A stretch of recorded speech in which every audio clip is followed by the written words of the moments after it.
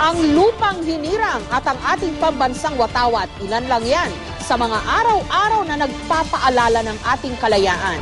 Pero ang nakakalungkot, tila nakakalimutan na ng ibang mga Pilipino ang pagpapahalaga sa mga ito. May report si Chino Gaston. Sino kayang Pilipino ang hindi kabisado ang lupang hinirang? Para lalo itong ilapit at gawing mas makahulugan sa henerasyon ngayon, ang Rocked Philippines gumawa ng kakaibang version nito.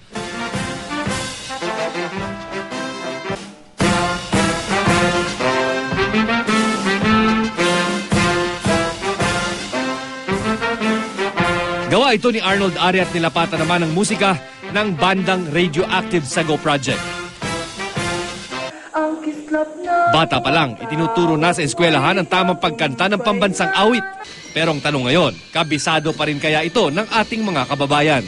Bayang magiliw, pero saan silanganan, alab ng puso'y sa dibdib mo'y buhay. Lupang hinirang, duyang ka ng magiting, sa manlulupit, di ka matitiil.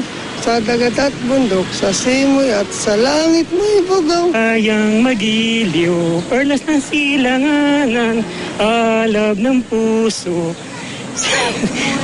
Ayan, medyo nakalimutan.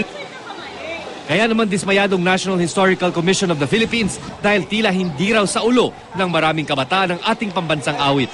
Merong napuna kami na teacher, meron ding estudyante, pero kalibitan na nakakalimutan lang nila. Kaya kailangan natin talaga puspusang pagpapaliwanag. Paalala rin ng NHCP, may parusang naghihintay sa mga hindi magbibigay galang tuwing tinutugtog ang lupang hinirang. Merong kaukulang parusa dito, maaaring magmulta ng 5 hanggang 20,000 o makulong ng 1 taon. Kung may panuntunan sa tamang pagkanta ng National Anthem ng Pilipinas, gayon din sa pagtaas ng ating watawat. Sa ilalim kasi ng Flag and Heraldic Code of the Philippines, mariin na ipinagbabawal na gupitin, tapakan at sirain ang ating watawat. Bawal rin itong gamitin pantakip at hindi ito dapat idikit sa mga sasakyan. Bawal itong ilagay sa mga larawan o painting o di kaya ibaba sa anumang platform. Hindi rin ito pwedeng gawing costume at kailangan itong palitan kung punit-punit na. Isang araw lang kada taon ginugunita ang ating kasarinlan, pero habang buhay at araw-araw ang ating pagiging Pilipino.